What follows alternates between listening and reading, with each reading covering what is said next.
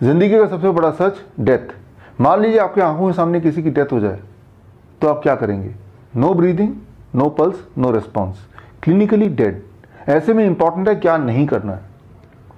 पहला 180 सेकंड से लेकर 240 सेकंड तक is very crucial. The first 3 to 4 minutes is very important. तो क्या नहीं करने की लिस्ट में, नंबर 1, डोंट पैनिक।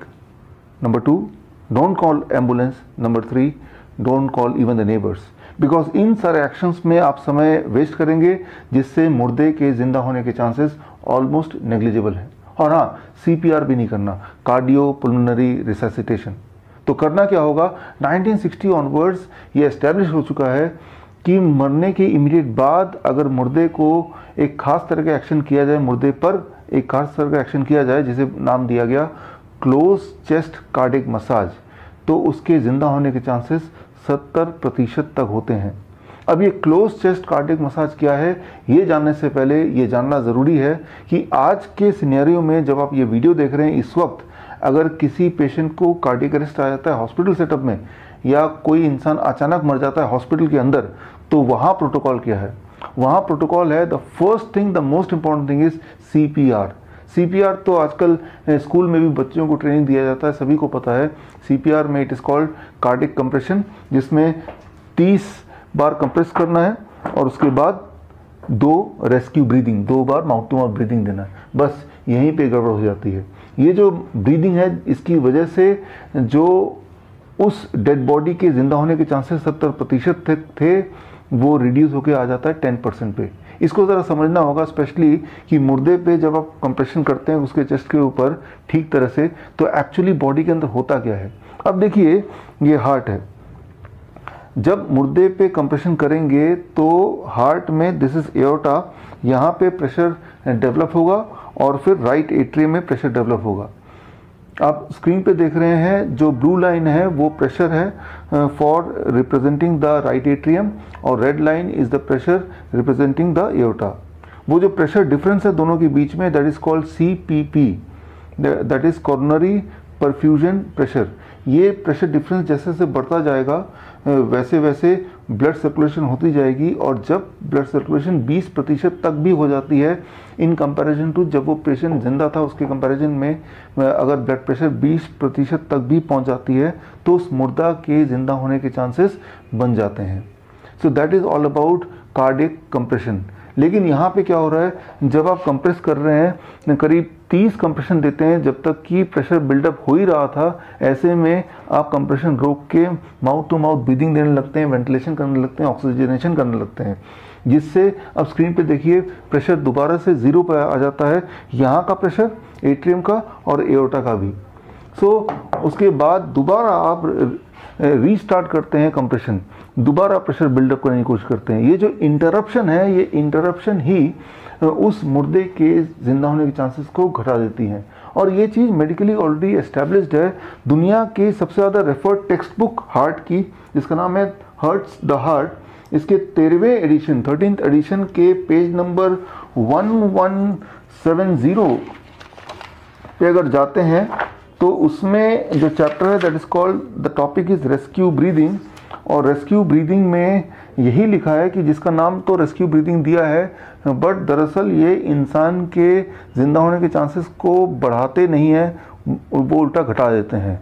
लेकिन अनफॉर्चुनेटली अभी भी ज़्यादातर हॉस्पिटल्स में प्रोटोकॉल यही है कि कंप्रेशन, उसके बाद इमीडिएटली बाद रेस्क्यू ब्रीदिंग। इसीलिए मैं अक्सर बोलता हूँ कि डेथ के इमीडिएट बाद हॉस्पिटल ना ले जाके आपको वहीं पे पेशेंट को ज़िंदा करने की कोशिश करनी चाहिए, क्योंकि हॉस्पिटल ले जाने लगेंगे तो 4 मिनट तो वेस्ट हो ही जाएंगे, बल्कि 10 मिनट तक किसी हॉस्पिटल में पहुँच जाएँ, इमरजेंसी तक पहुँच जाएँ, ये भी पॉसिबल नहीं है, और उस इंसान को पूरी तरह आप खो देंगे।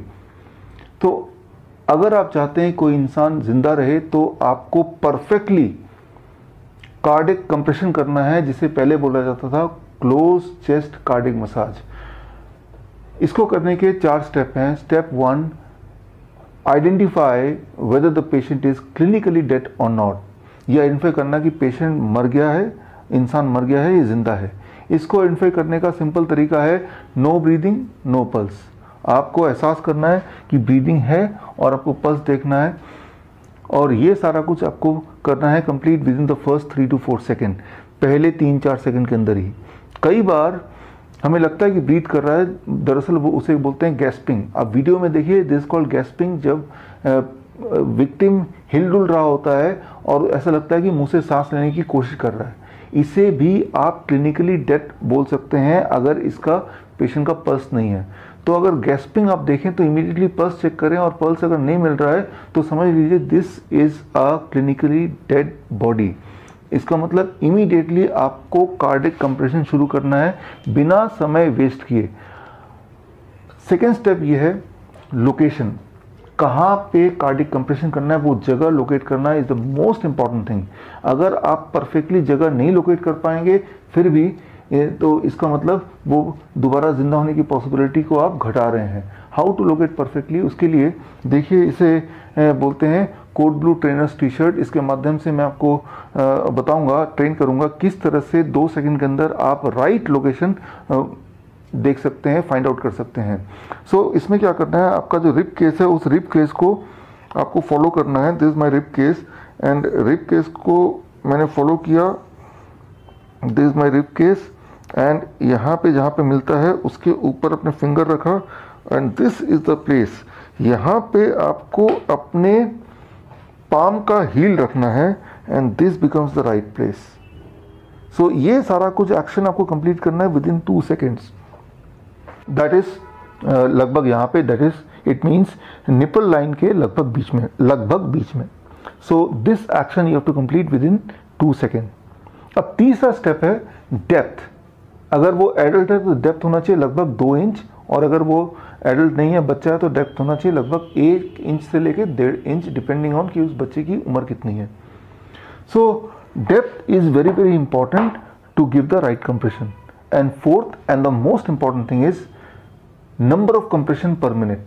That should not be less than 100 compression per minute and should not be more than 120 compression per minute. 100 से लेके 120 कंप्रेशन पर मिनट तक आपको अचीव करना है, और हर कंप्रेशन लगभग 2 इंच तक होना चाहिए, और वो रिदमिक होना चाहिए। तभी आप उम्मीद कर सकते हैं कि वो मुर्दा जिंदा शायद आ जाए, जिंदा हो जाए। सो ये आप तभी कर पाएंगे, ये चारों स्टेप परफेक्टली तभी कर पाएंगे जब आप इसकी प्रैक्टिस लगातार करते रहेंगे। कितनी प्रैक्टिस? लगभग हर हफ्ते में 5 मिनट की practice, 5 minutes practice per week, यानी कि लगभग 500 कंप्रेशन पर वीक। सो इसके लिए आप क्या कीजिए, you can buy a mannequin like this, ऐसा एक खरीद सकते हैं, और इस पे हफ्ते में 1 दिन 5 मिनट निकाल सकते हैं। अगर आप चाहते हैं कि समय आने पर आप किसी की मदद कर सकते हैं उसको दोबारा जिंदा करने के लिए।